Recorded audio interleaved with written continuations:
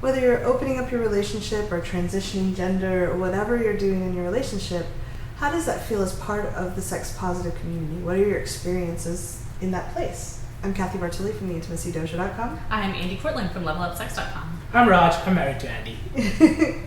So you've just been through this process and you're now in San Francisco in this very sex positive world.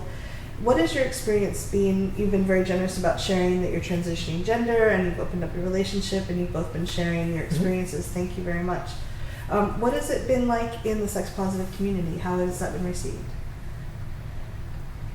For me, it's been warm and welcoming and fuzzy and happy for the most part. I've had people sending me messages saying, welcome to the family. I've had people saying, wow, you look really dapper.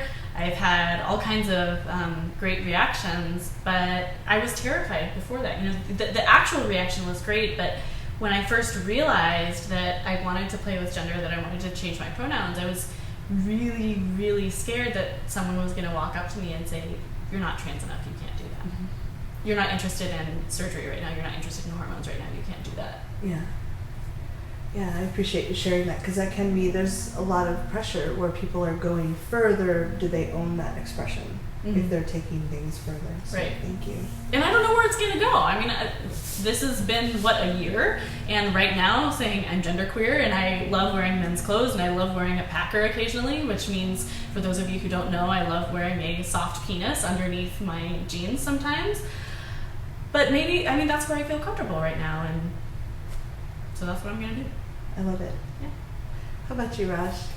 So for me, I think this is where our experiences diverge a little bit. Yeah. And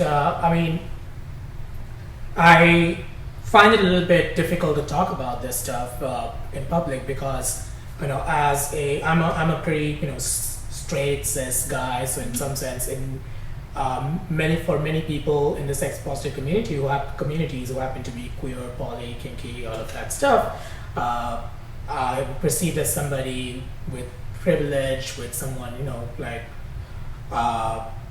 and so I'm always afraid of offending people by talking about this. But for me, this community is something that I found very much through Andi's exploration of her own sexuality and gender exploration.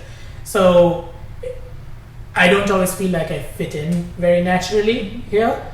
Not that I'm not sex positive in that sense. I support everyone having their sexual expression, but I'm not that much of a sexual being myself. And sometimes that can be a little bit challenging to feel that I can actually fit in and sort of talk about my perspective on all of this transition and the challenges that I have with all of these transitions. Mm-hmm. Yeah, we were talking over lunch and you were saying how I loved your being sad about some changes or grieving some changes doesn't mean you don't support somebody. That is true. Our relationship has changed drastically over the last year. It's been changing gradually since we were together in terms of being more open and all of that. But over the last year, especially with all of the exploration that Andi is in San Francisco, it has changed drastically. It went from being kind of non-monogamous to completely open. She went from being pretty vanilla to very kinky and genderqueer, all of that stuff.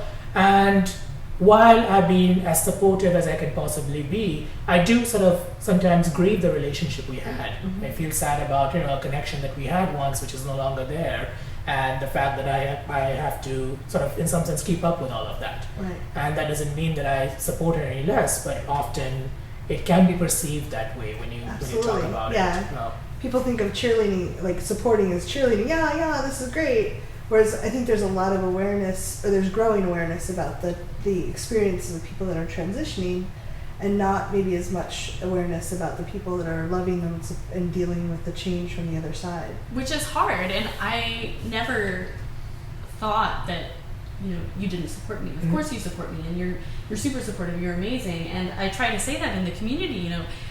I have an awesome husband. I have the best husband ever. I wouldn't trade him for anyone. He's great, and it's also really hard to see someone that you're married to, that you've been with for years and years, change their gender expression, which is something pretty fundamental to a person. Yeah. So, sometimes you'll ask me, who do I go to talk to about my perspective? And I try to think through our list of friends in the sex positive community and think, who can we talk to? that who will understand that Raj is super supportive of me, and he feels sad sometimes, and that's okay, and he needs support too. Yeah. Well, I really, just talking about it is a big step forward. Mm-hmm. Yeah. And I really appreciate you being willing to share it. And because it's a change on both people's part. Right. It's not just one person. I mean, it takes a lot of courage for what you're doing. I really appreciate you. Yeah. And the fact that he's still here loving you and cheering you on even when he feels sad sometimes or confused or unsupported. That's really beautiful, and I really appreciate you sharing so vulnerably. So what would you like in support if you're going through this, or how might you think other people could support people like Raj going through this? We'd love your thoughts. We can crowdsource them and see if we can come up with some brilliant ideas. Yeah. Totally. Let us know in the comments.